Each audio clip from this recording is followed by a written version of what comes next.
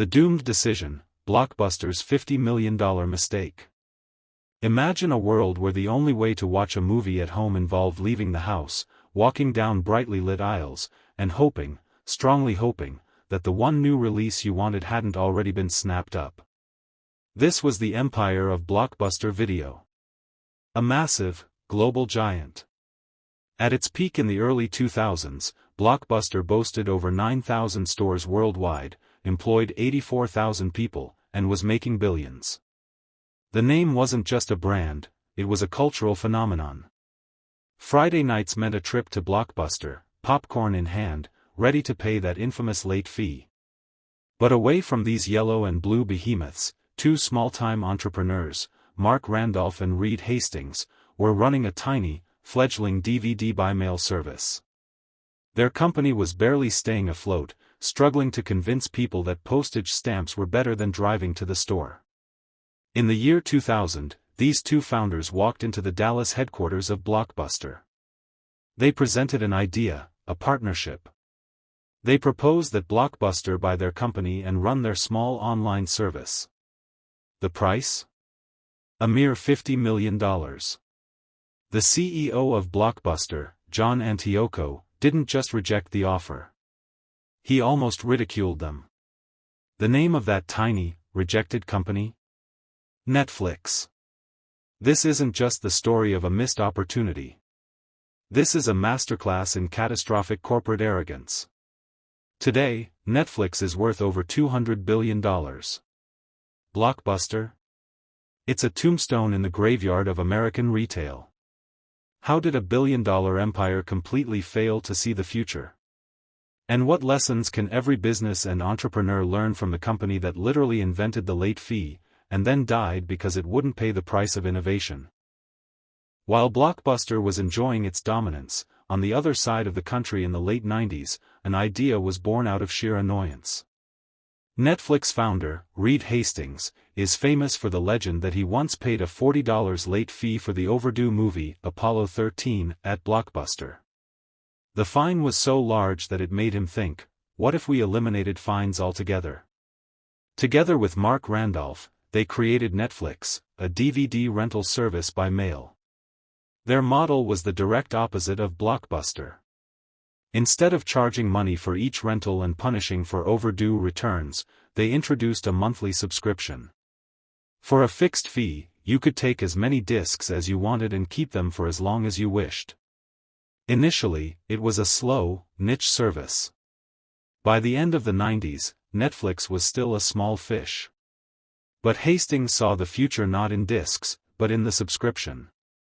He understood that DVD was only a temporary technology, and the real value lay in direct access to the consumer and predictable monthly revenue. And so, in 2000, as Netflix struggled to survive, Hastings and Randolph decided to take a decisive step. They traveled to the Blockbuster headquarters in Dallas. At this meeting, they proposed a deal.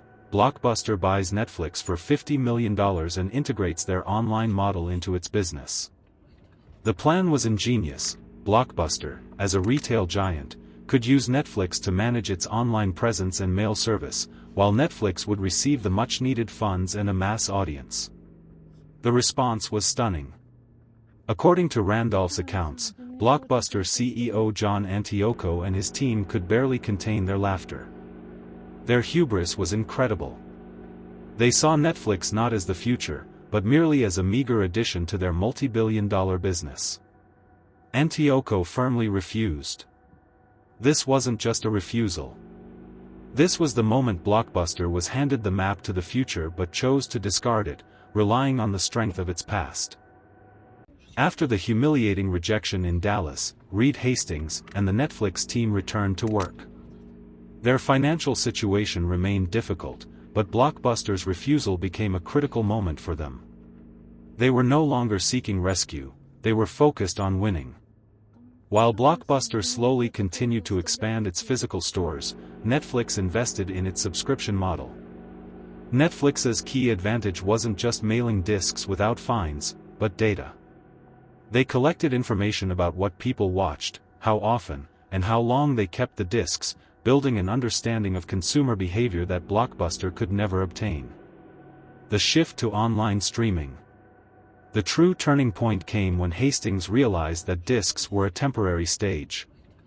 The future was in broadband internet and streaming. In 2007, Netflix launched its streaming service.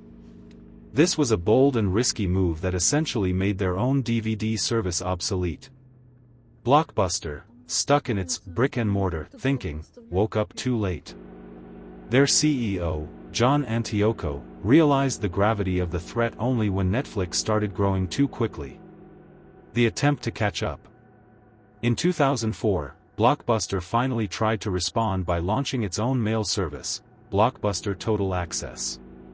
On paper, it looked powerful, as customers could return discs received by mail to physical stores.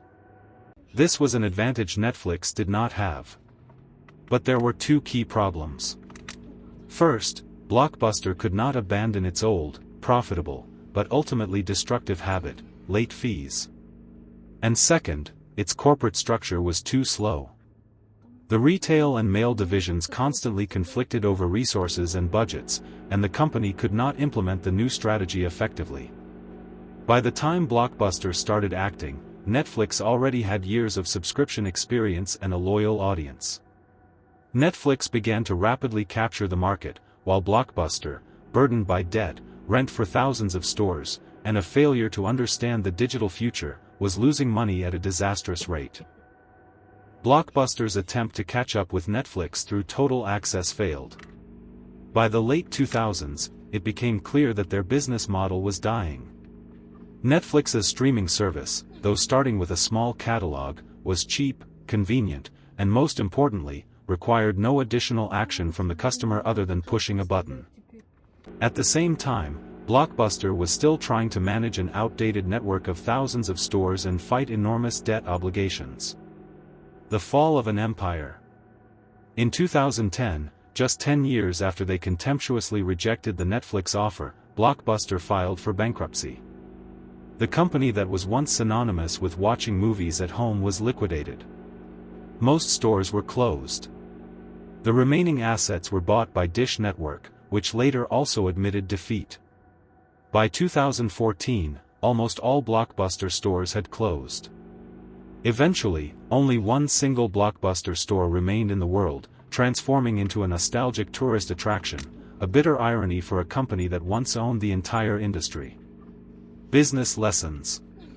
The story of Blockbuster is not just a tale of a loser, it is a fundamental lesson about the power of innovation and the danger of corporate self-satisfaction. Do not fall in love with your revenue model. Blockbuster was obsessed with late fees. This income was so lucrative in the short term that the company failed to see that it was hindering their future growth. Innovation requires self-destruction. To survive, Blockbuster should have destroyed its own existing, yet outdated, retail model. They should have cannibalized themselves, but their leaders did not dare to take such a painful, yet necessary step. Do not dismiss small competitors. Blockbuster saw Netflix as a small, funny company. They failed to see in them a paradigm shift, a new way of consumption that was better for the customer. Netflix did not invent video by mail or streaming. They invented convenience and understood that the consumer was willing to pay for it monthly.